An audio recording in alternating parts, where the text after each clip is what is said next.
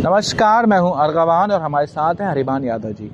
हमारा आज जो सवाल है वो सोशल मीडिया का सवाल है। सोशल मीडिया पे एक वीडियो बड़ा पॉपुलर हो रहा है, वायरल हो रहा है। वो है विकास दिव्यकीर्ति जी का।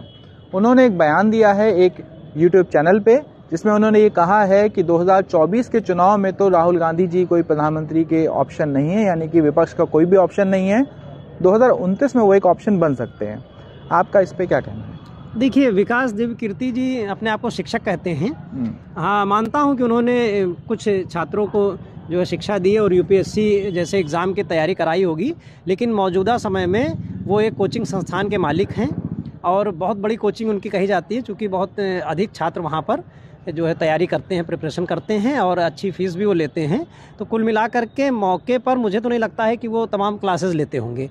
और उन्होंने खुद उस वीडियो में भी कहा कि कोविड के दौरान जब फिजिकली स्टूडेंट को नहीं पढ़ाया जा सकता था तो सोशल मीडिया प्लेटफॉर्म पर आए और उसके बाद उनको सोशल मीडिया की ताकत का पता चला और उसके साल भर बाद मुझे पता चला कि विकास जी कोई हैं। तो अभी मैं पिछले साल 2 साल से मैं उनको जान रहा हूँ और बहुत नाम सुना, बहुत पॉपुलर हो गए। चूँकि उनके पॉपुलर होने का एक कारण भी है। जैसे देखिए, सोशल मीडिया का इस्तेमाल तो एक जो है गाँव का गरीब से लेकर के और हर व्यक्ति कर रहा है, लेकिन उसका मैनेजमेंट जो है वो कुछ ही लोगों के हाथ में है और उनके पास अच्छा धन है, अच्छा टीम है, तो वो अपने मैनेजमेंट के दम पर एक मतलब देश में काफ़ी नाम और अपना फेम कर चुके हैं। तो कुल मिलाकर के ये है। और दूसरी चीज़ जो आपने राजनीतिक बात उनके ऊपर आज ये हुई कि उन्होंने किसी शो में बैठ करके ये बोला कि प्रधानमंत्री 2024 में कैसे क्या। तो देखिए, उसका मामला ये है कि मुझे नहीं लगता है कि वो राजनीति से जुड़े हुए व्यक्ति हैं, ठीक है। और दूसरी चीज़ ये है कि वो शिक्षक हैं, इसलिए उनको इन सब चीज़ों से बचना चाहिए, हैं। तो और बहुत ज़्यादा फ़र्क भी इसका नहीं पड़ेगा, क्योंकि वो जिस तबके से बिलोंग करते हैं, मतलब कि जिन पढ़े लिखे छात्रों के बीच में उनका मैसेज जाता है, वो इतने तो समझदार हैं ही कि देश का भविष्य कौन सही से चला सकता है, देश का भविष्य कौन हो सकता है। और वो स्वयं ही देख रहे होंगे, वो छात्र जो तैयारी कर रहे हैं लगातार 2, 4, 5 सालों से 10 सालों से, वो देख रहे होंगे कि इस सरकार में, मौजूदा सरकार जो केंद्र की 9 साल से चल रही है और उत्तर प्रदेश की 6, साढ़े 6 साल से चल रही है, वो नौकरियां कितनी दे रही है। मुद्दे की बात तो ये है। इस पे भी हम आते हैं। उन्होंने जो है विकास दिव्यकीर्ति सर ने ये भी कहा कि जब शुरुआत में योगी जी को सीएम बनाया जा रहा था तो वो इस बात से खुश नहीं थे, लेकिन बाद में उनकी सरकार से उनको बहुत खुशी मिली, उनको लगा कि उन्होंने अच्छा काम किया है। तो इसमें 2 सवाल है। एक सवाल तो ये कि क्या उनका योगी आदित्यनाथ को लेकर जैसे असेसमेंट गलत था, दोबारा राहुल गांधी को लेकर भी गलत हो सकता है, क्योंकि भाई इस तरह की बात है। दूसरा ये कि क्या वो वाकई भाजपा के करीब आना चाहते हैं, कोई किसी तरह का फायदा उठाना चाहते हैं? देखिए, मैंने बताया आपको कि वो कोचिंग संस्थान के मालिक हैं और कोचिंग संस्थान का एक सेंटर लखनऊ में अभी जल्दी में ही खुला है और नोएडा में चल रहा है, उत्तर प्रदेश में चल रहा है। और जिस प्रकार से उन्होंने कहा कि जो शब्द थे उनके कि मैं जब 2017 में योगी जी मुख्यमंत्री के दावेदार थे, जब उनका नाम आने वाला था, तो मैं बिल्कुल नहीं चाहता था, दिल से नहीं चाहता था कि वो मुख्यमंत्री बने, क्योंकि वो मठ से जुड़े हुए व्यक्ति थे। ये दिव्यकीर्ति जी का कहना है। लेकिन उसके बाद उन्होंने कहा जिस प्रकार से उन्होंने 6-7 सालों में शासन चलाया है, बहुत अच्छा है। तो मुझे ये नहीं समझ में आया कि वो किस प्रकार से कहना चाहते हैं अच्छा। वो शिक्षक हैं, वो युवाओं को शिक्षा देते हैं ताकि वो नौकरी पा सकें। अब वो उनको ये नहीं पता है कि उन्होंने योगी जी ने कितनी नौकरियां निकाली। भाई, जो यूपीएससी की तैयारी कर रहा है, जरूरी नहीं है कि वो पीसीएस या आईएएस ही बने, वो कहीं पर कोई भी नौकरी प्राप्त कर सकता है। लगातार तैयारी करेगा तो फीस बढ़ती रहेगी ना? नहीं, फीस तो बढ़ती रहेगी। तो ये बताइए कि वो शिक्षक हैं कि व्यापारी हैं? वो उन्हें तय करना है और उन छात्रों को तय करना है जो उनको बहुत बड़ा मसीहा समझ रहे हैं। लेकिन जब बात कोचिंग संस्थान की आती है तो उसमें संस्थान जुड़ जाता है, जिसका अर्थ ये है कि कहीं ना कहीं कोचिंग के व्यापार बन चुका है। अगर आप दिव्यकीर्ति सर के उसमें जाएं या किसी और कोचिंग सेंटर में जाएं तो अच्छी खासी फीस होती है।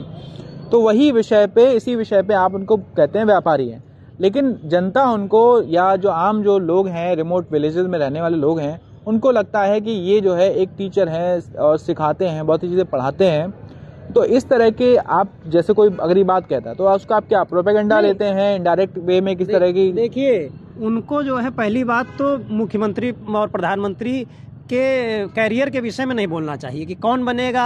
अब देखिए, आप ये समझिए कि आप अगर एक चेहरा हो चुके हैं, फेस हैं इस देश में, सोशल मीडिया पे पॉपुलर हैं, तो आपको प्रचार नहीं करना चाहिए किसी का, ठीक। अगर आपसे सवाल भी किया आपका कहना है प्रचार करें, लेकिन उनका ओपिनियन है ना, वो तो वही प्रचार हुआ ना। अब ये बताइए कि लाखों करोड़ों लोग अगर देखेंगे और उनको आइकन समझ रहे हैं, उनकी बात को मान रहे हैं, चूंकि उन्होंने बैलेंस किया है अपनी बातों में तमाम चीज़ों को।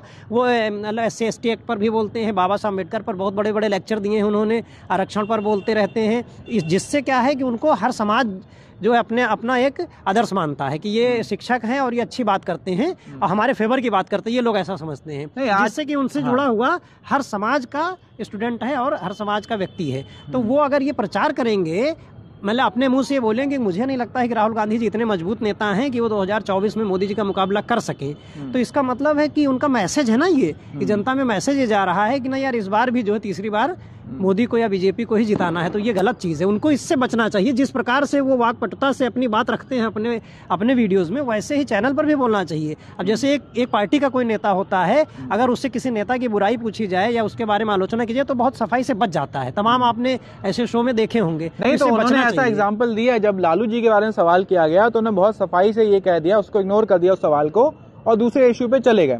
तो यानी लालू जी के विषय में तो मैं बताऊं, जब उनसे सवाल किया गया उस शो में कि ये बताइए कि बिहार पे पहुंचते हैं और बिहार में 2 नेताओं के विषय में आपसे बात करूंगा, और लालू जी का पहले बोला गया तो लालू पर उन्होंने कुछ बोला ही नहीं।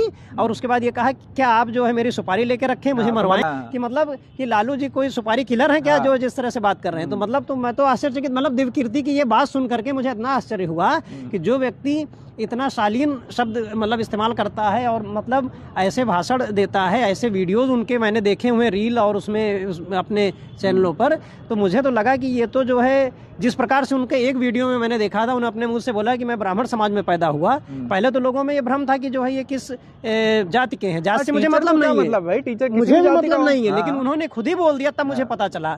और आज जिस प्रकार से मैंने वीडियो में उन्हें देखा कि लालू जी के नाम से वो सुपारी और जो है मुझे मरवाने की बात की, तो बहुत आश्चर्य हुआ मुझे। तो मतलब कहने का एक प्री कंसीव नोशन होता है हमारा, जैसे जनरल कास्ट के कुछ लोगों में होता है कि जो अपर कास्ट, जो OBC है या SC, उसके बारे में तो वो यहाँ पर दिखता है। लेकिन उसके बाद उन्होंने बैलेंस भी किया अपनी बात को, कहा कि तेजस्वी जो है बिहार के अच्छे भविष्य हो सकते हैं। लेकिन अब इसका क्या मतलब है, मुझे नहीं समझ में आया। लालू पर अगर प्रश्न था तो लालू के जो काम थे, जैसे आप उनके कुछ वीडियोस में भी कहा है, उन्होंने खुद बोला है, आपको आज वो बताना चाहिए। आज जब चुनावी साल चल रहा है, 2-3-4 महीने में चुनाव होने हैं केंद्र के और अभी स्टेट में भी चल रहे हैं, तो आपको बताना चाहिए ना कि लालू प्रसाद यादव OBC समाज के वो नेता थे जिन्होंने सब समाजों के लिए काम किया।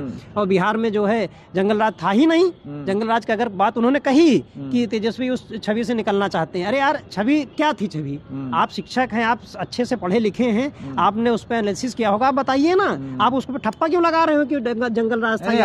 आजकल तो जंगल राज अगर आप देखेंगे, उत्तर प्रदेश में जंगल राज नहीं है। नहीं, मैं तो कहता हूँ कोचिंग सेंटर में आप जाए, वो खुद ही एक जंगल है, वहाँ पर जाएंगे आप तो वहाँ पर। लेकिन आप जैसे अगर आप स्टेट की बात कर रहे हो, कह रहे हो कि 7 सालों में योगी जी ने बहुत अच्छा शासन चलाया है और वो खुद अपने आप बताते हैं मैं खुश हूँ, तो क्या बताएं उत्तर प्रदेश में जंगल राज नहीं है? जिस वो कानून, वो इतने पढ़े लिखे व्यक्ति हैं, आप बताइए किस कानून के तहत जो है लोगों के घरों पर बुलडोजर चले जा रहे हैं, जिनकी रिकवरी हो रही है। अगर कोई धरना प्रदर्शन कर रहा है, उसमें कोई क्षति हो गई, ठीक है, तो आप जो है रिकवरी कर लोगे। कौन सा कानून है, कब पारित हुआ है, कोई बताए? तो ये तो सवाल उन्हें पूछना चाहिए ना चैनल पर। तो मौका मिला था। कुछ लोग सोशल मीडिया पे ये भी कह रहे हैं कि विकास दिव्यकीर्ति सर राज्यसभा जाने की तैयारी कर रहे हैं, उसका रास्ता तलाश कर रहे हैं। तो शायद ये भी बात हो, शायद कोई और बात हो, जो भी बात होगी सामने आएगी। हमारे साथ बने रहिए, हमारे चैनल सब्सक्राइब कर लीजिए, बेल आइकन दबा दीजिए।